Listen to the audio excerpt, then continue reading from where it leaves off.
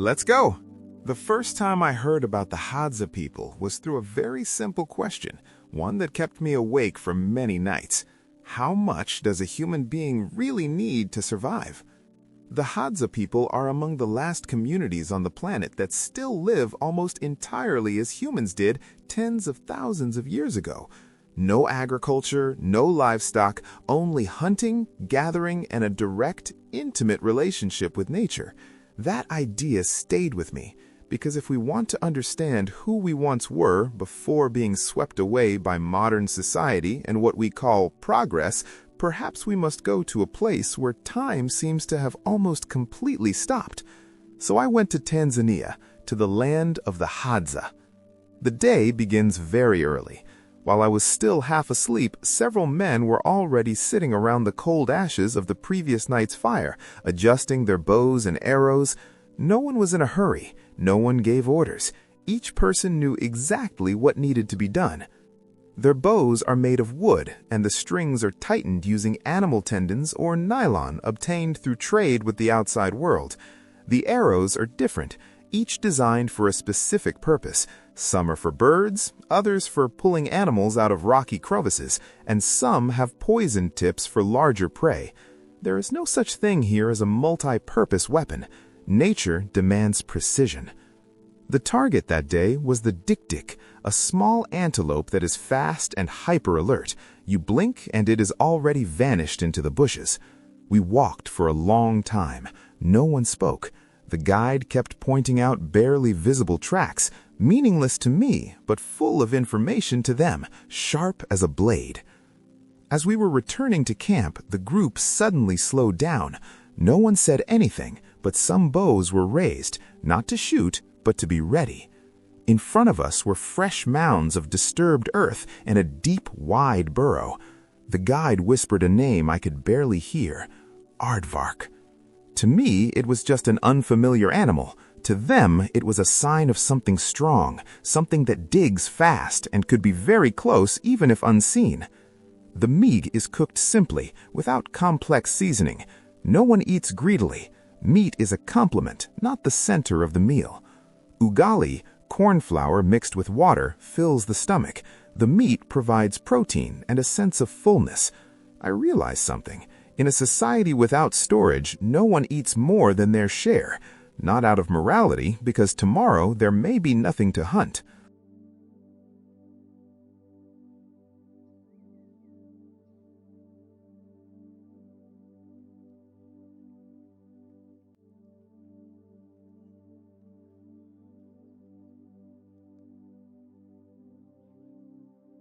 On the last day, I share one final meal with them. There are no long goodbyes. They are used to people coming and going. I leave the land feeling that I have learned a great deal, and at the same time realizing how little I truly understand. The Hadzabe are not a living past. They are another version of humanity, one in which cooperation matters more than competition, where enough matters more than more, and where nature is not something to conquer, but something to listen to.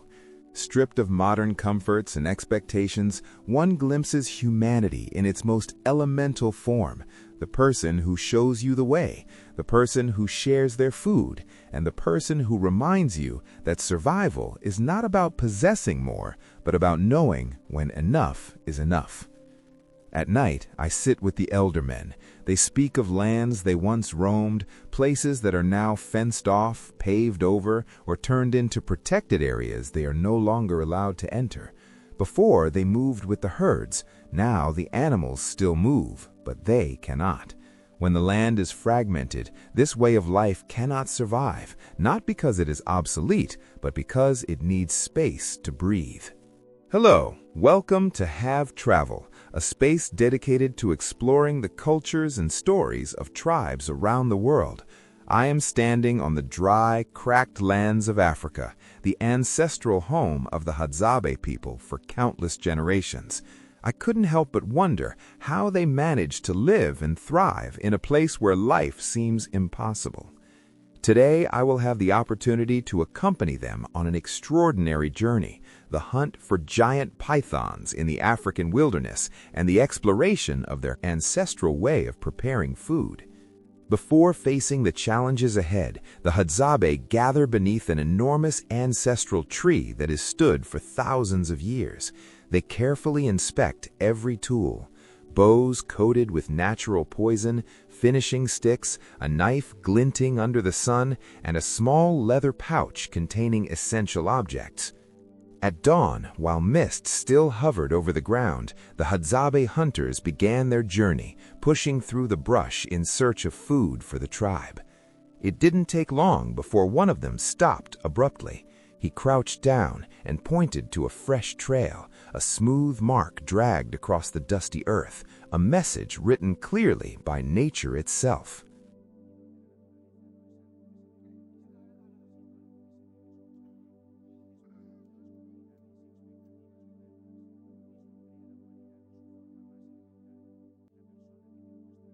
This is how experienced Hadza hunters follow their prey beneath a low, shadowy tree. Just ahead lay a python, coiled like a massive sleeping mussel. The hunters spread out, advancing with soft steps so as not to alert the creature. The tension became almost palpable. Was this the moment when safety and danger were separated by a single breath? Within minutes, the python was subdued. That moment made one thing very clear. For the Hadza, survival is not just a lesson, it is an instinct woven into every rhythm of their lives. The hunt ended just as the savannah was illuminated by a majestic sunset. They chose an open clearing, gathered dry branches, and lit a fire with natural skill. The flames flickered across the sun-darkened skin of the hunters, creating a warm and vibrant scene. The massive python was cleaned with precision. Its glossy skin was removed, the meat cut into pieces and placed directly onto the glowing embers.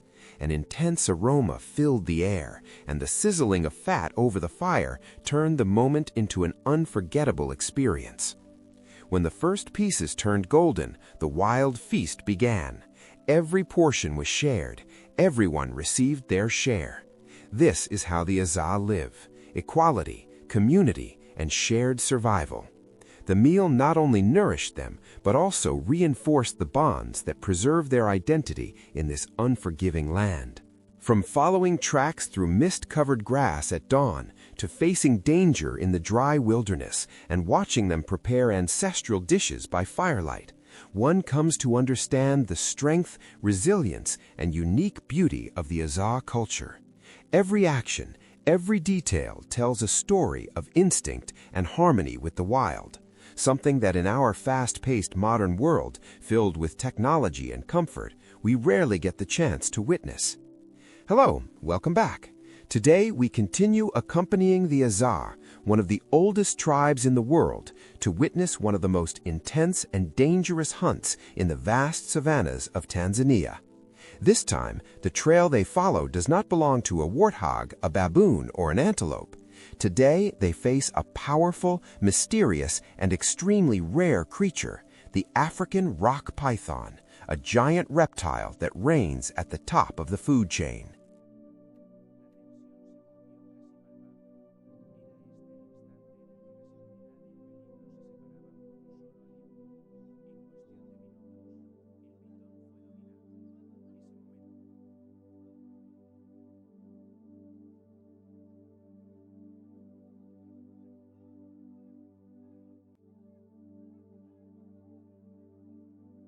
For the Hadzabe, a python is not just prey, it is a true test of courage and survival skills.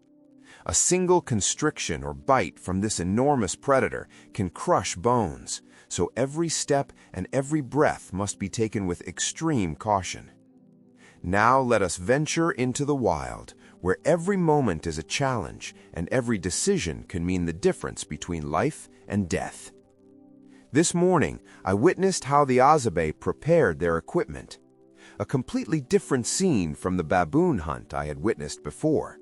This time, they're preparing for something far more dangerous: the hunt for the African rock python. Let us take a closer look at their tools of survival and how they prepare before this life-or-death battle begins. The Hadzabe men do not say a single word. They move in silence. Their eyes remain fixed on the tools that have served their people for generations. They carefully select bows crafted from the strongest and most flexible wood, inspecting every string, the true source of a hunter's power. Each arrowhead is then coated with a thick, dark layer of euphorbia sap, a lethal natural poison. Alongside bows and arrows, the items they carry reveal their strategy: sharpened hunting knives, small torches, and most importantly, dry branches used to create smoke. This smoke will be a crucial tool to force the massive predator out of its hiding place among bushes or rocky crevices. Every movement, every detail of the preparation is carried out with astonishing precision. The Hadzabe know that hunting a python is not merely a test of strength, it is a deadly confrontation in the heart of the savanna, where the African python reigns supreme. A single mistake could turn them into prey. Watching their unbreakable focus, I could feel their deep respect for nature and the constant dangers surrounding them. When all the tools, knives, bows, and poisoned arrows were perfectly arranged, I knew I was about to witness a long and dangerous journey. The hunt for the Hadzabe python was about to begin, a moment where tension blended with anticipation, setting the stage for a silent confrontation between human cunning and the raw power of nature.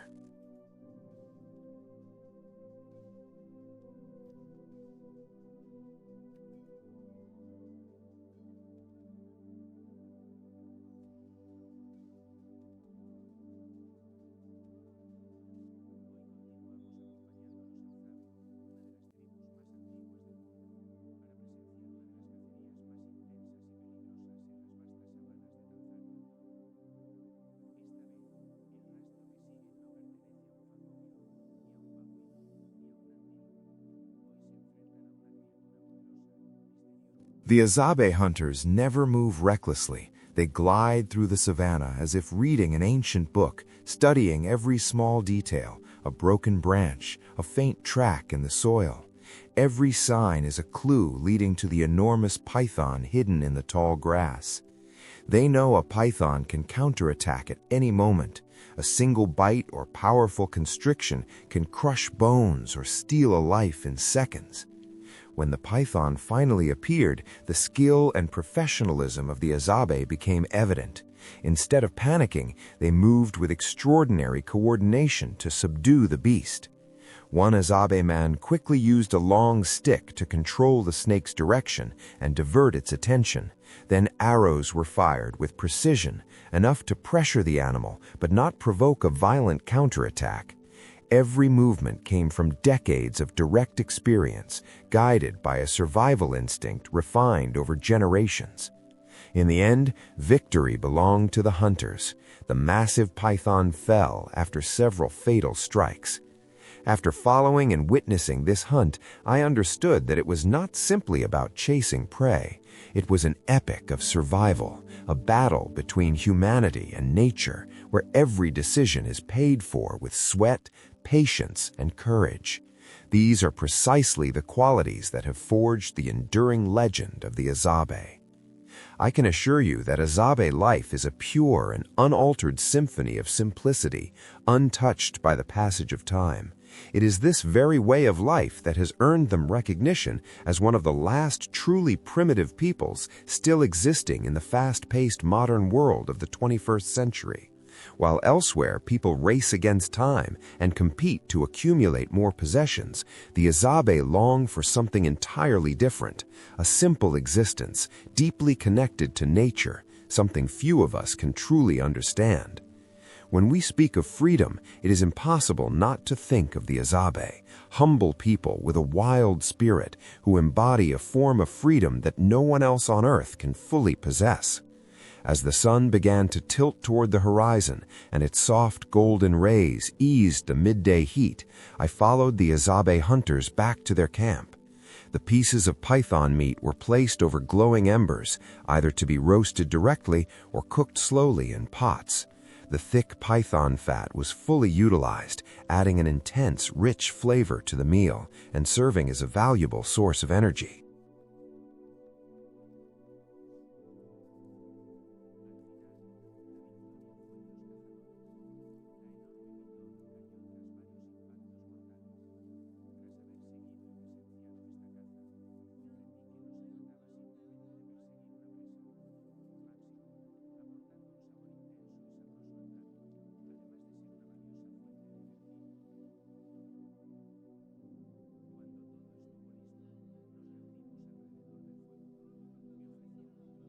When everything was ready, we gathered around the fire.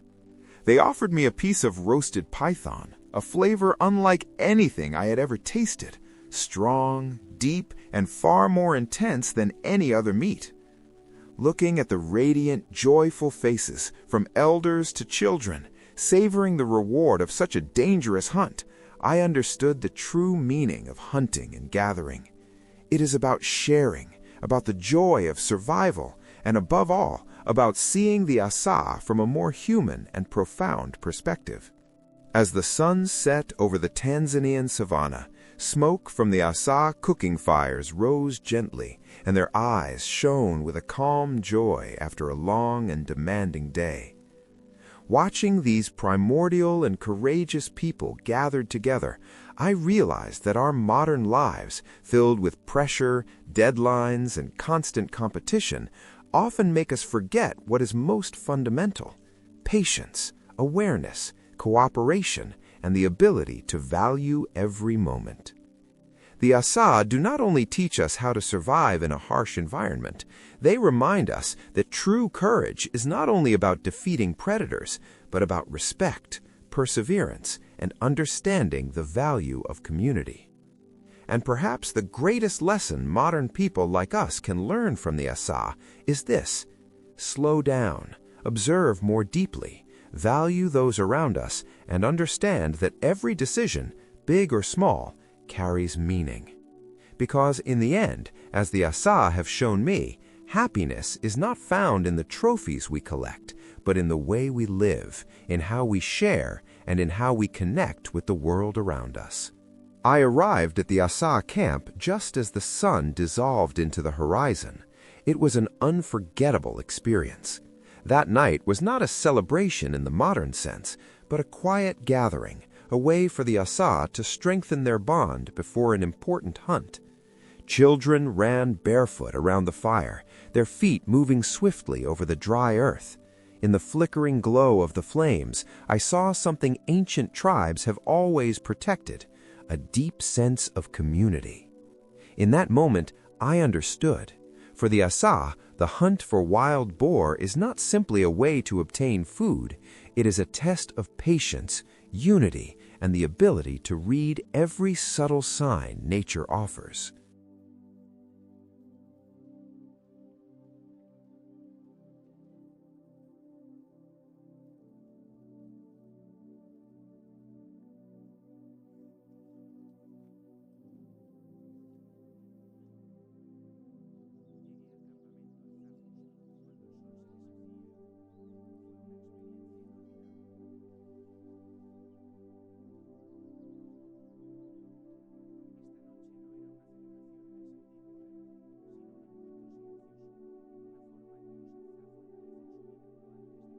When the first light touched the crowns of the old baobab trees, there were no bells or clocks marking the hour, yet the entire tribe moved as if bound by a silent agreement.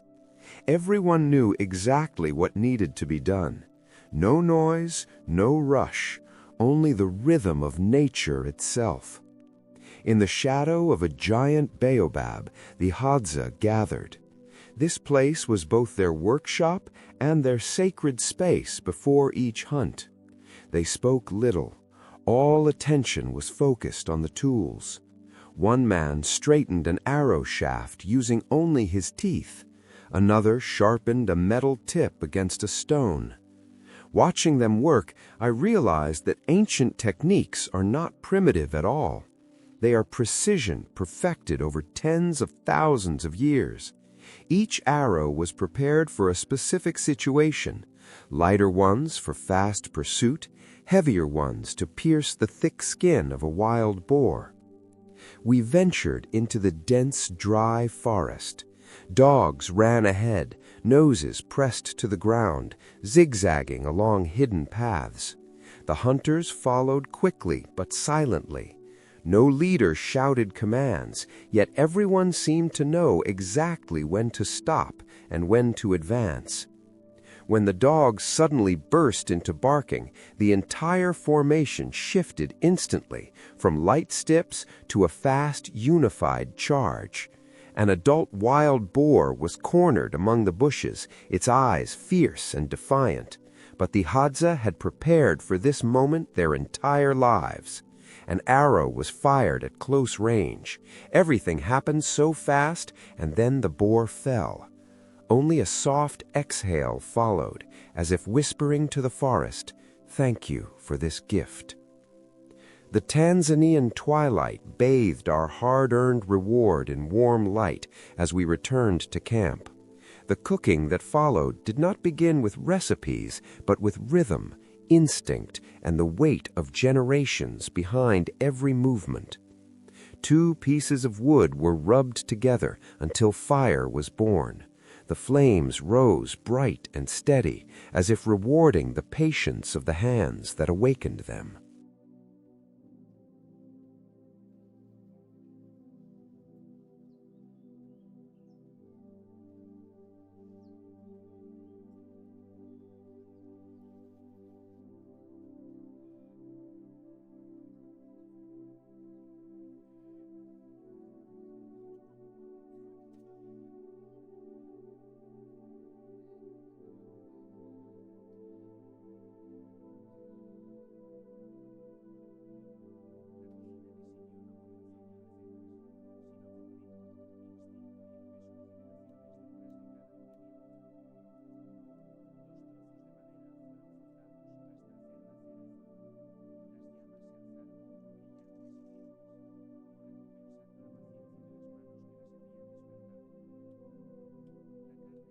The meat was divided into 2 parts, one to be roasted on wooden skewers, the other to be slowly boiled in a stone pot.